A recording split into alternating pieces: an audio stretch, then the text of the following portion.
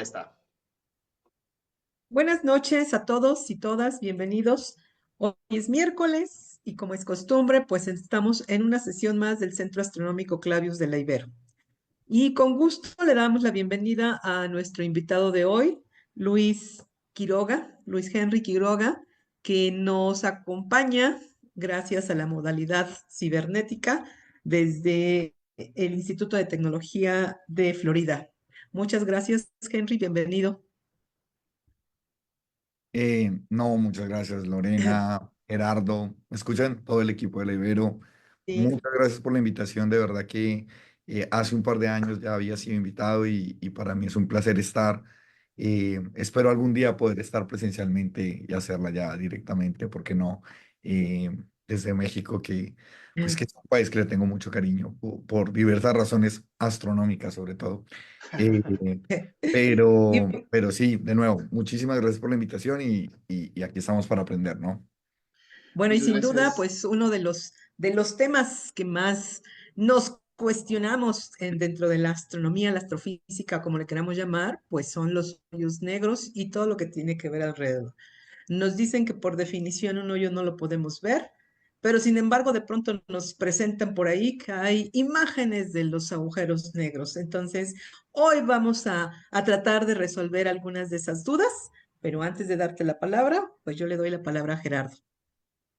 Buenas noches, Lore, Luis Henry y a todos y a todas quienes nos acompañan. Luis, qué gusto verte después de, bueno, virtualmente, porque creo que ya en presencial no nos hemos visto ya en varios años, Ujú. pero bueno, virtualmente y de repente coincidimos y pues fue un gran placer para mí que nos hayas querido dar esta interesantísima charla porque pues no es fácil lo que nos vas a explicar. Esperemos que te podamos seguir el hilo. Y nada más rápidamente, para quienes no conocen a Luis Henry Quiroga Núñez, se los presento. Luis Henry ha estado investigando en astronomía durante más de 10 años como estudiante de maestría y doctorado en el Observatorio de Leiden, en Países Bajos, donde se ha formado en diferentes lenguajes de programación utilizando datos de telescopios terrestres y espaciales. Además, ha adquirido experiencia en políticas públicas relacionadas con la astronomía, ha trabajado en el Planetario Distrital de Bogotá, en Colombia, y actualmente es profesor asistente de astrofísica en el Departamento de Ciencias Aeroespaciales, Física y del Espacio del Instituto de Tecnología de Florida, el Florida Tech, que por cierto está a 2 horas en el futuro. Entonces, para el pobre Luis Henry ya son las 9 y va a salir a las 11. Catherine, su esposa, que tengo el gusto de conocer, lo va a regañar, pero si nos estás viendo, Catherine, te mando un saludo y te juro que está aquí con nosotros explicándonos sobre agujeros negros. Y bueno, también Luis Henry es un orgulloso padre de dos adorables hijos, Kiara y Miguel, y además como pasatiempo juega voleibol en distintos clubes. Pues Luis Henry, ahora sí, el foro es tuyo y si nos permites al final, pues te vamos a hacer algunas preguntas por si nos quedamos con dudas. Bueno, para eso estamos, para aprender. Entonces voy a compartir pantalla, me dicen si la están viendo, por favor, y voy a proyectar acá, ¿sí? Se ¿Estamos ve listos? súper bien, se ve Listo. súper bien. Bueno, me disculparán un poco la voz, estoy un poquitico ronco porque así es como funciona el día que tenía que dar la charla. Mi voz dijo, no, hoy no vas a dar una buena charla. Entonces yo dije, voy a dar la charla. Pero bueno, de nuevo, muchísimas gracias por la invitación.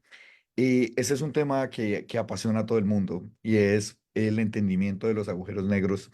Y yo creo que, Lorena, cuando hiciste la introducción, yo creo que le pegaste al clavo cuando dijiste, si no podemos verlos, ¿cómo podemos fotografiarlos? O sea, ¿cómo podemos fotografiar algo que no se supone que no entendemos? Y yo creo que va mucho a las razones de la charla.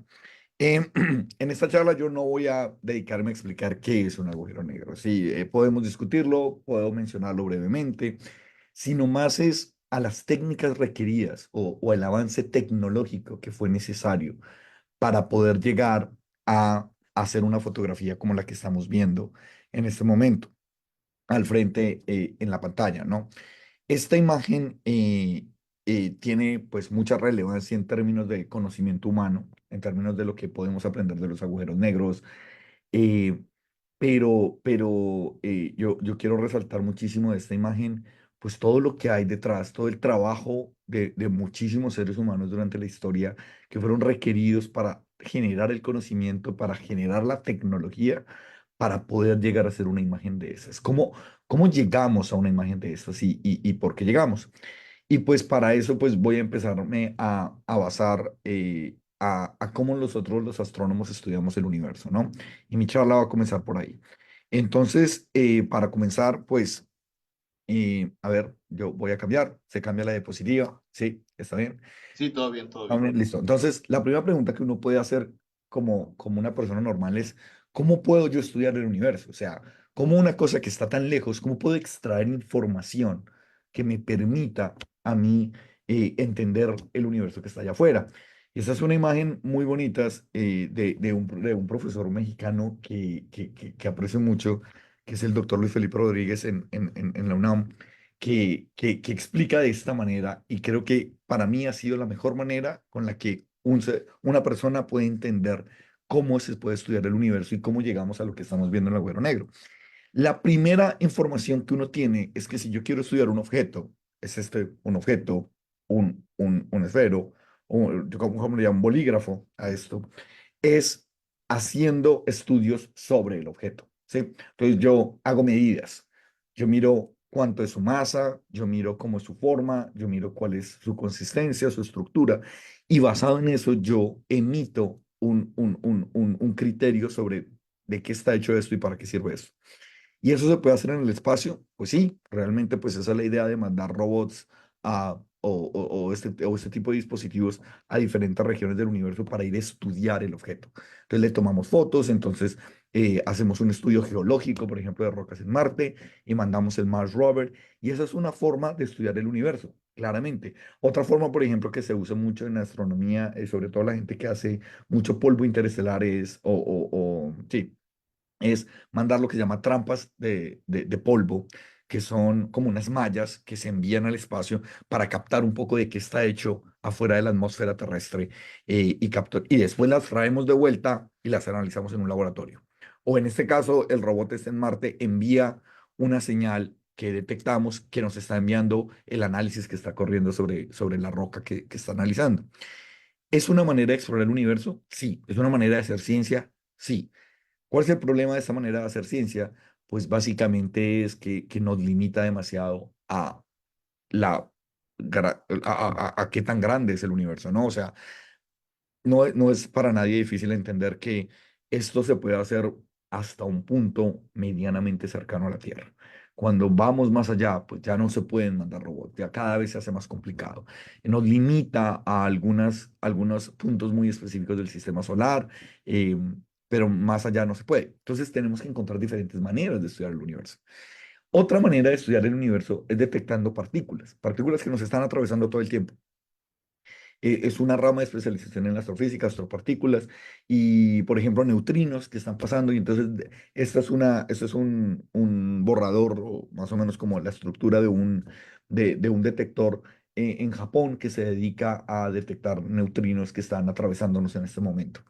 Y entonces encontramos que objetos como el Sol o como el centro de la Vía Láctea son altos productores de neutrinos.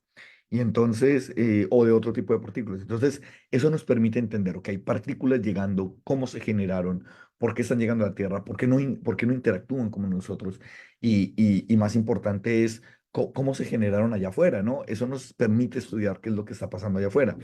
Incluso hay un detector allá en Sierra Negra, en México, donde está el LMT, el gran observatorio milimétrico, si no estoy mal, me disculparán el nombre, entre la frontera en Puebla y Veracruz, que tiene detectores para esto. Son tanques de agua donde, no sé, a veces no necesariamente tienes que detectar la partícula que viene directamente, sino la interacción que pasa en la atmósfera y todas las, lo que se llaman reacciones en cadena que puede generar porque la partícula puede venir del universo, pero cuando entra a la atmósfera terrestre, tiene interacción con otras partículas de la atmósfera. Eso crea una reacción en cadena que podemos detectar desde la superficie y entonces podemos inferir cuál era la partícula que venía antes. ¿Sí? Partículas, otra manera de estudiar el universo. Y hace algunos años, pues se descubrió otra manera, que era, o se trabajó y se encontró otra manera de estudiar el universo, que eran ondas gravitacionales. Estos son perturbaciones del espacio-tiempo que son medidas y que fueron predichas hace casi un siglo pero que no habían sido podido ser detectadas, ¿no? Estas perturbaciones de espacio-tiempo también tienen sus limitantes, ¿no? Tiene que ser un objeto lo suficiente, un evento astronómico lo suficientemente energético para crear una perturbación en el espacio-tiempo que viaje hasta la Tierra y que básicamente distorsione toda la realidad. Entonces, estos tipos, eso es un interferómetro, lo que estamos viendo acá, son dos láseres, son enviados en diferentes direcciones y se ve el patrón de interferencia o cuando estos dos se unen de vuelta. Si uno de los dos brazos llegara a cambiar en longitud, por pequeña que sea, pues en el patrón de interferencia que se está logrando o cómo se unen esos dos láseres cuando vuelven, se vería un cambio. Y eso es lo que hace esos observatorios de ondas gravitacionales. Entonces, ¿es una manera diferente de estudiar el universo? Sí, sí lo es porque está trayendo información diferente, información que no viene por la exploración espacial, que no viene por las partículas, ondas gravitacionales, pero viene otra. Pero pues yo diría que el 90% de los astrónomos actualmente activos no usamos ninguna de estas técnicas. El 90% de los astrónomos usamos la luz que viene, los fotones. Tratamos de usar los fotones para estudiar lo que está pasando en el universo. Y esto, pues yo caigo dentro de este régimen que son fotones, pero para hablar de los fotones, entonces tenemos que una vez más hablar de algo que seguramente ha sido mencionado muchas veces, y es el espectro electromagnético, ¿no? Y en el espectro electromagnético, pues caben toda la cantidad perdón, nosotros estamos todo el tiempo interactuando con el espectro electromagnético. Tal vez a veces no nos damos cuenta, pero pues está pasando. Nosotros casi siempre cuando nos referimos a la luz, nosotros tendemos a generar en la cabeza una idea de la luz visible, ¿sí? Que es acá donde sale el arco iris, ¿sí? Los colores. Pero a eso realmente es simplemente el óptico, es una región del espectro. El espectro es mucho más alto. Tiene altas energías, que en su pantalla aparece a la izquierda, que tiene aplicaciones médicas, rayos gamma, rayos X o los rayos ultravioleta, que son los que nos queman del sol. eh, pero también están los de baja energía, que son infrarrojo, ondas y ondas de radio en microondas o ondas de mayor longitud de onda, se le llama eso. Nosotros, los seres humanos, interactuamos con esto, aunque no lo veamos directamente, lo único que vemos es la luz del sol. ¿Y por qué pasa eso? Porque solo vemos un rango del espectro, es porque nuestros ojos están diseñados o como están hechos, son detectores en esa banda muy específica del espectro electromagnético. Pero la tecnología nos ha permitido ampliar y abrir ojos en bandas más allá que nuestros ojos lo pueden ver. En infrarrojo, por ejemplo, la tecnología en infrarrojo la usamos cuando tomamos un control remoto. Cuando tomamos un control remoto y un mando y le cambiamos al televisor, pues realmente son fotones en infrarrojo que están transmitiendo información y así es como interactúa. Por eso cuando uno coge un control remoto y lo mira y lo acciona, uno no ve ninguna luz salir porque tus ojos no detectan infrarrojo. ¿Quieres ver la luz en infrarrojo que sale de un control remoto? Usa un teléfono celular. Los teléfonos celulares, las cámaras de los teléfonos celulares tienen un rango de visión en frecuencia mucho más amplio que solo el óptico. Ellas alcanzan a detectar partes del infrarrojo. Entonces, prende la cámara y acciona el mando contra la cámara y verás que la cámara sí dice, está saliendo luz. Cuando presionas los botones del control remoto están saliendo luz. Y eso pues es interesante porque uno no ve la luz salir, pero la cámara está mostrando que efectivamente sale luz. Y ahí nos empezamos a dar cuenta de que hay luz más allá que no estamos viendo. Los astrónomos generalmente nos gusta especializarnos en alguna de estas áreas, ya sea hay astrónomos en ultravioleta, hay astrónomos en infrarrojo, hay astrónomos radioastrónomos, hay astrónomos de altas energías que estudian rayos X y gamma, pero yo he dedicado mi carrera y mi investigación a usar varias bandas. Yo soy de esas personas que cree fielmente de que un astrónomo se tiene que formar en varias bandas. ¿Y por qué es eso? Porque cada banda te está dando información diferente sobre lo que estás estudiando. Y entonces no vale la pena casarse con una. Y yo particularmente, pues me he centrado mucho en la de radio y quiero hablar en la de radio porque la imagen, y volviendo al cuento del agujero negro, la imagen del agujero negro, y esta es la primera nota mental que uno tiene que hacer, esa imagen naranja que vemos al principio, y me voy a devolver es una imagen en radio, en radio. Es decir, si yo voy con mis ojos y observo allá, no voy a ver esto. Esto es una imagen hecha en radio. Y la pregunta del millón es, ¿por qué tuvimos que hacerla en radio? Habiendo tanto espectro para tomar la imagen o la fotografía, ¿sí? Digamos, imaginémonos cámaras en diferentes regiones, ¿por qué nos tuvimos que ir al radio para tomarla? Y eso es lo que vamos a responder en esta charla. Entonces, como les venía diciendo, yo me centro en radioastronomía, pero siempre trato de saltar a otras bandas para entender las técnicas, porque creo que cuando queremos construir un entendimiento del objeto, en este caso un agujero negro que estamos estudiando, o de la estrella o del planeta que queremos dar la imagen, si tenemos información sobre diferentes bandas, entonces podemos entender mejor el objeto. Un ejemplo simple es esta imagen. Esta imagen de la izquierda fue tomada con un telescopio, con la cámara de un telescopio de verdad, que estuvo en funcionamiento, que se llamaba el Spitzer Telescope. Este fue un telescopio en el espacio que tomaba imágenes en infrarrojo medio y casi lejano. Llegaba muy, muy lejos del infrarrojo, mucho más de lo que ahorita el James Webb puede hacer o de lo que hizo otro IRAS, que fue otro IRAS en otro telescopio en infrarrojo. Este fue medianamente lejos en términos de frecuencia. Pero lo que ustedes están viendo a la izquierda es una imagen de una fotografía normal que yo puedo hacer con mi cámara. ¿Qué pasa si ahora le pongo la cámara de un telescopio que puede ver en infrarrojo? La idea es que la información que yo recibo es más completa. No es la misma, pero es adicional. Y juntas generan una mejor perspectiva del problema.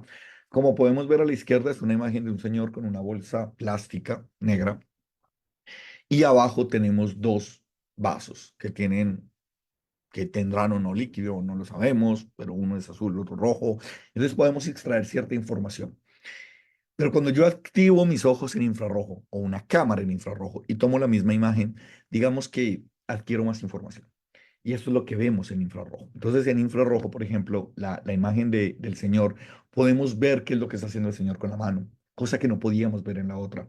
Podemos ver, por ejemplo, que las gafas del Señor, los lentes del Señor, están a una temperatura más baja que la temperatura corporal. Eso era algo que no podíamos saber en el óptico. Y miren la imagen de los vasos. La imagen de los vasos confirma que efectivamente había un líquido, pero más interesante, confirma que uno de los líquidos está caliente y el otro no, el otro está frío. ¿Qué nos dice esto? Esto es un ejemplo muy sencillo de cómo de diferentes imágenes dentro del espectro electromagnético te están dando más información y te permiten analizar más sobre el objeto. Y por eso, de nuevo, yo hago mucho énfasis en que tenemos que aprender de diferentes bandas si queremos reconstruir exactamente qué es lo que está pasando, porque entre más información tengamos, mejor podemos entender lo que pasa. ¿Y cómo funciona esto en astronomía? Este ejemplo es muy bonito que ven acá. Es el ejemplo de una nube de estrellas de formación estelar llamada B68. En la imagen de la izquierda, ustedes pueden ver la imagen en óptico de esta región. Y cuando por primera vez se tomó esta foto, pues se pasaron muchas especulaciones para entender por qué había esa región oscura en el centro. Y entonces empezaron a haber especulaciones como que pudo haber una explosión de una supernova que lanzó todas las estrellas y que abrió todo ese espacio de esa manera.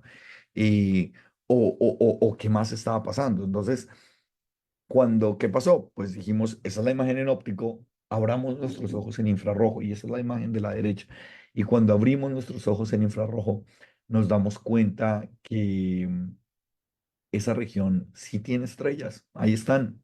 Está lleno de estrellas. No ha pasado nada. ¿Qué es lo que puede estar pasando? Pues básicamente que hay polvo interestelar en la mitad que está interfiriendo con la luz óptica y que está haciendo absorción de la luz óptica y por eso nosotros no nos están llegando fotones de esa región específica.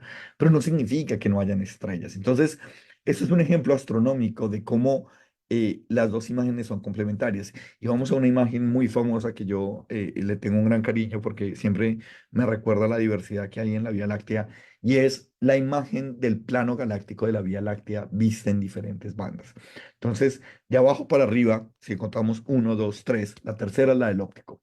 Si ustedes quieren entender cómo se ve nuestra galaxia en el óptico, la imagen tercera de arriba hacia abajo, o sea, uno, dos, tres, la tercera que dice optical ahí, así es como se vería nuestra galaxia en el óptico.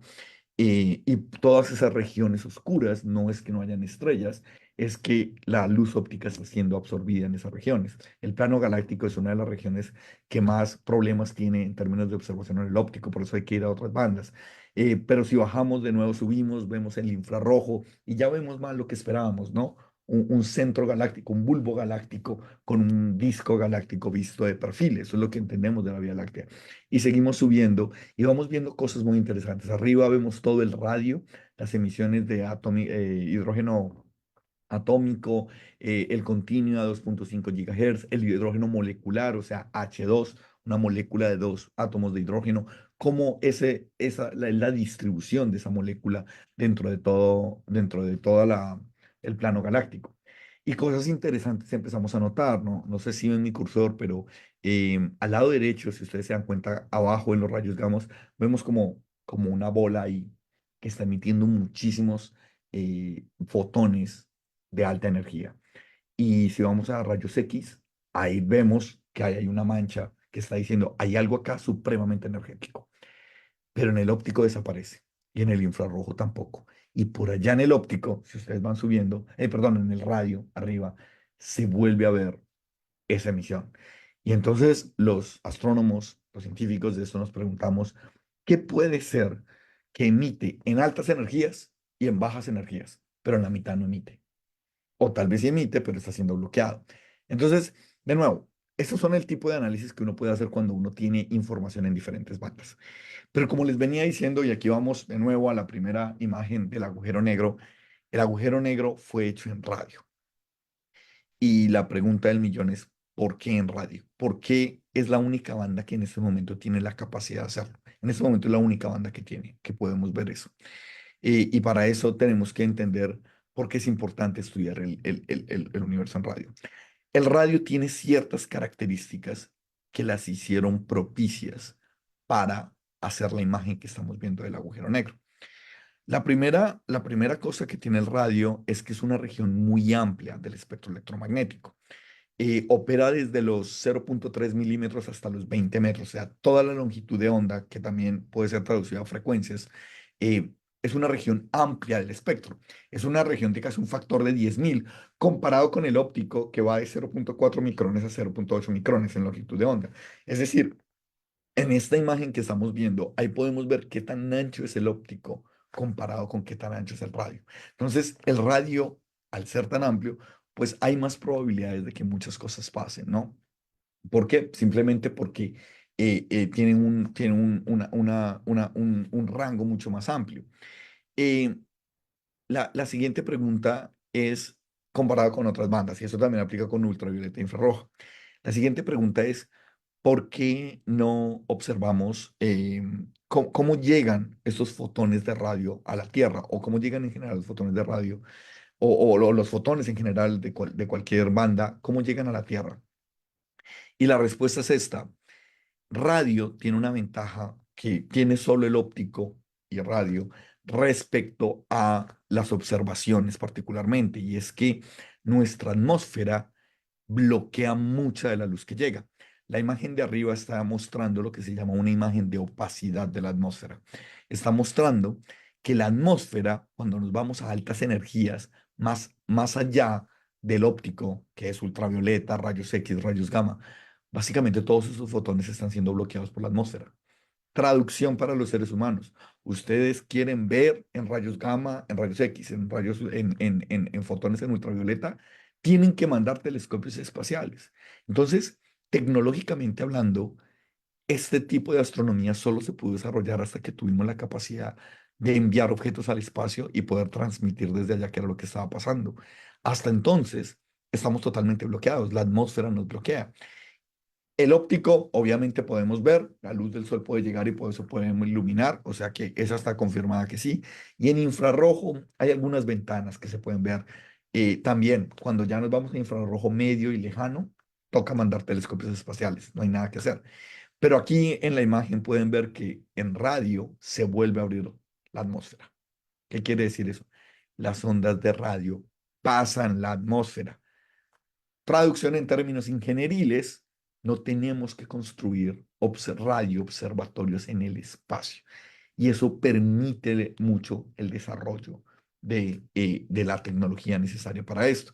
Porque como nos pasó con el Hubble en su momento, si algo queda mal diseñado, ir a subir allá a arreglarlo es un problema económico, es un problema muy fuerte de gasto de trabajo humano, económico, retraso en términos de las imágenes, tecnológico, mientras que si tenemos que arreglar algo en un telescopio que acá está basado en tierra, pues no es tan complicado. Entonces, radio también tiene esa facilidad y es que nos permite construir telescopios en tierra. Pero bueno, una pregunta que yo recibo mucho es, ¿realmente la atmósfera afecta tanto? ¿Realmente la atmósfera destruye una observación? Y para mostrar una comparación directa, yo les voy a mostrar en el óptico, miren el óptico, se supone que el óptico transmite mucho. Si se dan cuenta, el porcentaje no es cero. Ay, perdón, pero aquí cuando vemos el arco iris no baja a cero, o sea, la opacidad no es completa, o sea, no pasa en perfecta, pero pasa una gran cantidad. Pero esa pequeña porción sí daña mucho las imágenes astronómicas. Para comparación, les voy a poner una comparación directa de un objeto real. En la parte izquierda, ustedes están viendo una interacción entre galaxias observada por el telescopio Subaru en Hawái, que es un telescopio de 8 metros de diámetro. O sea, es un telescopio muy grande, considerablemente grande en el óptico. 8 metros de diámetro de telescopio principal, perdón, de espejo principal. Y entre más grande el espejo, como lo vamos a ver, mejor la resolución. Entonces, es un telescopio gigante observando, y ustedes pueden ver la imagen que se puede generar a la izquierda observando. La misma región observada desde el telescopio espacial Hubble, que es de 2,4 metros, es decir, miren la comparación, es un tercio, incluso menos de un tercio de lo grande que es el otro, pero es que el otro está en tierra, el otro está en el espacio. Pero miren que los detalles que se pueden ver son mucho mejores. ¿Qué quiere decir eso? ¿Qué les quiero mostrar con esa imagen? La atmósfera sí termina afectando muchísimo, aunque sea un poquitico, la atmósfera termina destruyendo fácilmente observaciones. Por eso la necesidad de mandar telescopios espaciales, por eso la necesidad de James Webb en su momento. Sin eso estamos limitados. En radio no hay ese problema. En radio esa baja hasta cero casi y las intervenciones de la atmósfera son tan leves que no afectan realmente las observaciones. Entonces, una gran ventaja del radio. Pero hay una ventaja principal del radio. Y aquí volvemos, y voy a hacer mucho énfasis en el agujero negro. Queremos fotografiar el objeto. Los agujeros negros tienen una característica que los hace muy complejos para observar. Y es su tamaño. Su tamaño. Como tamaño vamos a entender dos cosas. Hay una cosa que es el tamaño real, ¿sí? O sea, dimensional del objeto. Y otra cosa es el tamaño que está proyectado. Es decir, el tamaño, por ejemplo, de la Luna, si imaginamos el tamaño de la Luna y la comparamos con el Sol es muchísimo más grande que la Luna. Pero como tenemos una diferencia de distancia, por eso es que tenemos eclipses. Es decir, la Luna puede llegar a ocultar el Sol completamente o parcialmente. Es porque aunque son muy diferentes en tamaño, nuestra posición hace que como uno esté más cerca, pues lo veamos el disco solar, lo que se llama, y el disco lunar pueden ser comparables en tamaño y podamos tener eclipses. Entonces, el primer problema que tenemos, o el gran problema que tenemos para hacer una fotografía del agujero negro, es que los agujeros negros, como vamos a ver, puede que sean pequeños, puede que sean grandes. Miremos, comparemos un agujero negro normal.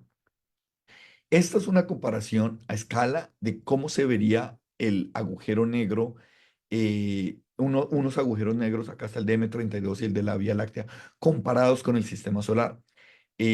Hombre, son agujeros grandes, son agujeros que ocupan un porcentaje importante de la órbita terrestre alrededor del Sol. O sea que en tamaño, pues son considerables. Y estos no son realmente supermasivos. Si vamos al agujero negro de NGC 1277, ya estamos hablando de un agujero negro donde allá donde ustedes pueden ver en el centro, por allá está la órbita de la Tierra y la órbita de Neptuno se puede ver como un círculo azul ahí. O sea, el agujero negro es muy grande, de este agujero negro. Y podemos incluso ir más grandes, a ese es el supermasivo, ese es el agujero grande, el agujero negro detectado más grande, o al menos predicho, porque no le hemos tomado una foto a este, que es de aproximadamente, es el S500141, tiene que ver con las coordenadas astronómicas, eh, pero ya acá en escala, allá vemos en el centro el sistema solar.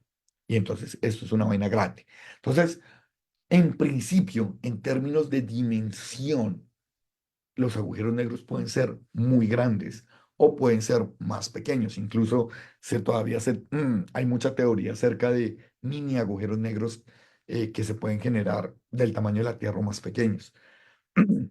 Pero los que hemos podido observar en el centro de las galaxias son de estos tamaños. Pero ese es el tamaño dimensional, como les venía mencionando. Ahora tenemos que coger ese agujero negro y ponerlo lejísimos, ponerlo el más cercano, que es este que está acá a la derecha, el de la Vía Láctea. Tenemos que ponerlo en el centro de la Vía Láctea, ¿cierto? 8.20 parsecs, más o menos. Entonces, ya ahí, a esa distancia, que es muchísima, se toma cientos de millones de años la luz llegar. Cientos de millones de años la luz llegar. Entonces, llegar hasta allá, pues ya no es tan cercano. Entonces, ese agujero negro, que podía ser relativamente grande, se volvió muy pequeño, muy pequeño. Tan pequeño que dejamos de verlo. ¿Podemos detectar la luz que viene alrededor del agujero negro? Sí, nuestros detectores son buenos, pero para hacer una foto y verlo como lo hemos visto en esta imagen, no solo muestra la primera, no solo muestra una detección, muestra de hecho dónde se dejó de perder la luz, donde ya se hay absorción de luz, en donde definimos el horizonte de eventos que se llama de un agujero negro, donde ya ni siquiera la luz puede escapar. Entonces, conclusión. ¿Por qué es tan difícil fotografiar un agujero negro? El problema del agujero negro es un problema de zoom, para decirlo de otra manera. Es que no podemos hacer tanto zoom en nuestra cámara para ver hasta allá qué es lo que está pasando. Sin embargo, en radio lo lograron. ¿Por qué en radio? ¿Por qué no los telescopios en óptico? ¿Por qué no los telescopios en infrarrojo? ¿Por qué no los telescopios en rayos gamma? Y la respuesta va a las técnicas que se usan en radio que permitieron hacer ese zoom. Entonces, para entender cómo se puede hacer eso y por qué en radio lo permitió, tenemos que entender un concepto en astronomía que se llama resolución. La resolución es muy fácil de entender como cuando estamos viendo un video de YouTube y vemos que está como pixelado y decimos, es que la resolución está muy baja, entonces le subo la resolución y entonces genero más puntos para poder mapear mejor la imagen. Eso es una representación sencilla de cómo la resolución funciona y es entre más puntos tengas para recrear la imagen, pues se puede aclarar mejor el concepto. Y entonces por eso usamos alta resolución en los videos, nos gusta verlos en alta resolución porque nos está dando más detalles sobre lo que estamos observando. La resolución en astronomía, y prometo que esa será la única ecuación que utilizaré durante mi presentación, la resolución en astronomía se define como es proporcional a la longitud de onda, que tiene que ver con si son en infrarrojo, en ultravioleta, en óptico, en radio, en rayos gamma, los fotones que estoy detectando, dividido entre el diámetro de mi telescopio. Yo lo que quiero es que esta fracción sea lo más pequeña posible. Entre más pequeña posible sea, significa que yo puedo resolver muchísimo más. Recuerden del zoom. Puedo hacer más zoom para ver allá qué es lo que está pasando. Y pues, por eso, si queremos tener mejor resolución, tenemos que hacer telescopios más grandes, porque conforme el denominador de esta fracción sea más grande, la fracción se hace pequeña y podemos hacer más. Por eso es sencillo. Si quieres un telescopio, ¿cuál es mejor? ¿Un telescopio de, de 8 pulgadas o uno de 11 pulgadas? Pues el de 11. Y por eso nos damos cuenta que es más costoso, porque nos permite observar más, porque diseñarlo es más caro, el espejo es más grande. Entre más grande sea tu telescopio, mejor puedes observar. Pero la fracción de arriba, el numerador, la parte de arriba de esta fracción, perdón, tiene que ver sobre lo que estamos observando. Y por eso es que esta región de arriba, en principio, es una gran desventaja en radio. Esta fracción de arriba destroza completamente en radio, porque En radio, esa longitud de onda es muy grande. Recuerden lo que les decía, la longitud de onda de radio es la más grande de todas. Va de 0.3 milímetros a 20 metros. O sea, lo que les estoy diciendo acá es que radio debería tener la peor resolución de todas, pero en este momento tiene la mejor. ¿Cómo pasó eso? Y eso, para entender eso, primero, la primera solución que se dio fue hacer el diámetro lo más grande posible en radio. Y entonces llegamos a hacer mega construcciones de radio. Por eso las antenas de radio, los radiotelescopios son inmensos, ¿sí? Entonces acá vemos varios, incluyendo el que está entre Puebla y Veracruz, un telescopio milimétrico, GMT. Pero también tenemos el Green Bank, el de Arecibo que se cayó, tenemos otro que ya terminaron en China, que es el FAST, esto ya es una imagen vieja, que tiene 500 metros de diámetro, o sea, es un telescopio de medio kilómetro de tamaño. ¿Por qué los hacen tan grandes? Esa es la pregunta. Porque quieren mejor resolución, porque aunque arriba el lambda sea muy grande en radio, pues entre más hagamos grande, grande, grande, pues mejor, porque podemos tener más resolución. Aún así, pues no habíamos podido avanzar mucho. ¿Y qué fue lo que pasó? Acá voy a la resolución. Incluso teniendo un telescopio de aproximadamente, imaginémonos una antena de 50 metros, considerablemente grande, 10 veces, perdón, 20 veces más grande que el Hubble. Si tienes una antena de 25 metros, tu resolución es más o menos la misma resolución que tienen tus ojos en el óptico. Es decir, necesitas una antena de 50 metros para ver los detalles que ven tus ojos en el óptico. Mal, el radio está, pero mal en resolución. Muy difícil. Y por años, radio tuvo la peor resolución de todas y fue la que más difícil le costó avanzar como parte del espectro para poder observar. Pues, ¿qué pasó? Pasó que alguien, o bueno, de hecho dio para premio Nobel, lo voy a mostrar, encontró que radio tenía una característica y y la tecnología jugó a nuestro favor. Para eso, pues básicamente les tengo que contar que las partículas, los fotones, la luz que viene en diferentes ondas, tiene dos partes. Acá la llamo amplitud y fase. Es una onda electromagnética, o sea, es campo eléctrico y campo magnético fluyendo, pero podemos definir que tienen una parte que es amplitud y tienen que tener una parte que es fase. Cuando nosotros usamos un detector en óptico, como las cámaras CCD en nuestros celulares, a nosotros no nos interesa la fase. La fase no sirve para nada. A nosotros nos interesa la amplitud. ¿Qué es la amplitud? El brillo. Ese objeto es más brillante que ese. Entonces, las SDs, que son este tipo de arreglos que en esta imagen aparecen como baldes de agua, son simplemente que cada punto recibe fotones, pasa lo que se llama un efecto fotoeléctrico. Esos fotones llegan a un material, levantan electrones, a un semiconductor que levanta electrones a un metal, y hay una corriente que está leyendo. Si la corriente que detecta es más alta o más baja, depende de cuántos electrones se desprendieron, y entonces decimos que ese punto es más brillante que ese. En otras palabras, toda la luz que viene en un detector de estos en óptico cuando tomamos una foto, nos olvidamos de la fase. La fase no importa, lo único que nos importa es la amplitud, qué tan brillante es el objeto, no más. En radio no. Radio tiene la capacidad para detectar las dos, amplitud y fase. Pero como les dije, la fase no sirve para nada. Entonces, ¿eso en qué nos va a ayudar?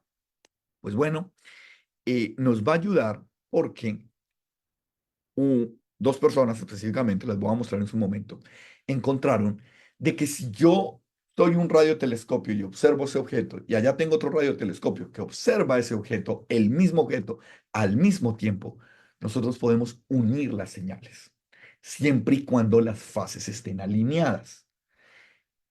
Es decir, si yo detecto algo y lo grabo en mi computador, y tú detectas algo en tu radiotelescopio y lo grabas, después electrónicamente podemos alinear las fases y sumar las dos. Y nos daría la imagen de un telescopio como si tuviera la distancia entre nosotros dos. Entonces, como les venía explicando, para un telescopio acá sencillo, esto es una imagen del BLA en Nuevo México. La resolución es lambda sobre D de un telescopio, siendo D el diámetro de nuestro telescopio. Cuando tenemos un arreglo de telescopios que están conectados o que podemos unir las señales, ya no es lambda sobre D, sino lambda sobre B de en inglés baseline o en español línea de base. ¿Qué significa eso? Ya no es buena idea construir telescopios mega grandes. Lo mejor es construir arreglos de telescopios, porque ya no necesitamos un telescopio de grande como el VLA, que es todo eso, sino pequeños separados que están detectando y que unen la señal. Entonces, dijimos un momento, si esto es viable y la resolución aumenta, ¿por qué no hacemos uno de grande como un continente? Y eso es lo que haces cuando juntas varias antenas. Las antenas que están viendo acá son las que se llaman el núcleo del EVN, European VLBI Network, Red Europea de Interferometría de Larga Base. Estas son antenas ubicadas en Europa. ¿Y qué hacen? Cuando necesitan hacer una observación, cada una de ellas observa el mismo objeto. Y después todas son llevadas, toda la información es llevada a un centro que se llama un correlador, que une las señales y reconstruye una imagen como si tuviera la resolución de un telescopio del tamaño de toda Europa. Entonces, ¿qué tanto puede aumentar eso? Miren, muchísimo. Esta es una imagen de, a un lado, una imagen de una galaxia con una sola antena. Al lado derecho, a la última, es una imagen con 14 antenas del mismo arreglo. Eso se llama el Westerbork Synthesis Radio Telescope, telescopio de radiosíntesis de Westerbork en Países Bajos. Miren la cantidad de detalles. ¿Por qué? Porque su telescopio aumentó de tamaño impresionantemente. Entonces, sí se puede obtener muchísimo más. Esta técnica fue tan importante y cuando se probó que funcionaba, pues a estos dos personajes acá, Hewish y Ryle, recibieron el Premio Nobel de Física por esto, porque descubrieron una técnica que ponía radio en la vanguardia como la mejor técnica incluso en términos de resolución. Y entonces viene la pregunta después, un momento, ¿eso significa que yo puedo conectar todos los radiotelescopios del mundo y hacer un telescopio de grande como el planeta Tierra? Y la respuesta es sí, sí podemos. Eso se llama, ese arreglo se llama el Global BLBI Award, Array, el arreglo global de todos los radiotelescopios que están funcionando. Y eso fue lo que se hizo. ¿A dónde va la información? Como les digo, todos ellos observan independientemente, pero cada uno de ellos tiene un reloj nuclear que está dando el tiempo. Entonces registra tiempo y observación, porque al momento en que se haga la unión de todo eso, todo va a un centro. Ese es el centro, uno de los que se hace en Holanda, está centrado uno de ellos. Es el centro del correlador donde viene toda la información. Y a veces la información viaja por la internet, a veces viaja por cables de fibra óptica y a veces en regiones remotas, no, toca con discos duros y viajar en un avión y llevar esto al centro para que lo enchufen allá y podamos distribuirlos y podamos adquirir los datos y hacer toda la correlación. Y las imágenes que se empezaron a obtener cuando esta técnica se empezó a desarrollar fueron impresionantes. Por ejemplo, a un lado, acá tienen una imagen de una galaxia, de una radiogalaxia. En la parte de la izquierda ven una imagen en óptico hecha por el Hubble. Y en la parte derecha, si se centran en la imagen que se ve atrás de fondo, es la misma imagen en radio con el arreglo del BLA Nuevo México. Pero cuando ustedes empiezan las dos imágenes de abajo, hacen zoom en esa cabecita de ese jet chiquitica, puedes hacer muchísimo zoom entre más y más radiotelescopios tengas. Y viene la conclusión de esto de cómo hacer una imagen de un agujero negro. Para poder hacer una imagen de un agujero negro necesitas la mejor resolución posible, el mejor zoom posible. Y el mejor zoom posible solo lo logras teniendo un telescopio de grande como el planeta Tierra, como la cara del planeta Tierra. Y eso fue lo que se hizo. Se empezaron a hacer observaciones, ustedes ven acá los diferentes telescopios que fueron necesarios para empezar a hacer el zoom hasta la última imagen que ven, cuando varios telescopios desde Hawái, España, el sur del planeta, el South Pole, el polo sur del planeta, ALMA, todos los telescopios, el telescopio en México, el LMT, todos esos telescopios, el gran telescopio milimétrico, fueron todos observando el mismo punto y al final todos los datos llegaron a un punto central en el cual recrearon la imagen como si tuviéramos un telescopio de grande como el planeta Tierra. Y entonces terminamos con esta imagen. Esta es la imagen de todo. Estos pueden ver abajo todos los telescopios involucrados al mismo tiempo observando, ¿sí? Recuerden que la Tierra es un ovoide, entonces la cara es más o menos así de grande como los trazos que ven ahí en azul claro, para poder llegar a la imagen que está allá arriba. ¿Y qué es lo que pasa? Por ejemplo, nosotros pudimos primero crear la imagen de M87, que es un supermassive black hole, un agujero negro supermasivo, inmenso, y después el de la Vía Láctea. ¿Por qué eso? Aunque el de la Vía Láctea está más cercano, pues el otro era suficientemente grande que era más fácil de mapear. M87, que fue el que se logró, era el, bajo los estudios, era el que dado el tamaño y la distancia entre nosotros, era el que menos resolución necesitaba. Y por eso se publicó primero. Ya después el siguiente era Sagitario Estrella y por eso pudimos lograr la imagen que están viendo ahí. Esa imagen es muy importante, yo creo que para la humanidad. Y hay que sentarse un poco a verla, porque no solo demuestra toda la tecnología que fue necesaria para llegar a este punto, el avance en diferentes bandas para poder llegar a hacer interferometría de larga base que permitiera esta imagen. Pero cuando vemos el corazón de ahí, esa parte oscura, esa parte donde no vienen fotones, todo lo que estamos viendo alrededor es materia interestelar que está emitiendo, ¿sí? Estrellas que están siendo absorbidas por el agujero negro. Pero donde se pierde la luz, esa parte oscura, esa parte negra, pues lo que pasa ahí simplemente lo redefinimos como un rompimiento del espacio-tiempo. Ahí la realidad está rota. ¿Y qué está pasando ahí? No, no lo sabemos.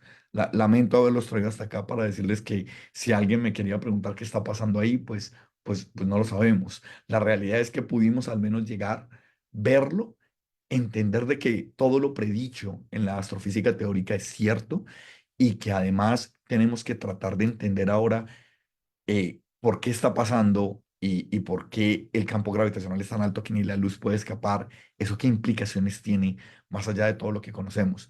Eh, Abre preguntas filosóficas, sí, abre un mundo desconocido, abre un universo desconocido, porque las leyes de la física, cómo funcionan ahí, son signos de interrogación, pero pues yo sí me siento como ser humano, parte de esta especie, pues muy orgulloso de que el entendimiento humano hubiera llegado hasta este punto.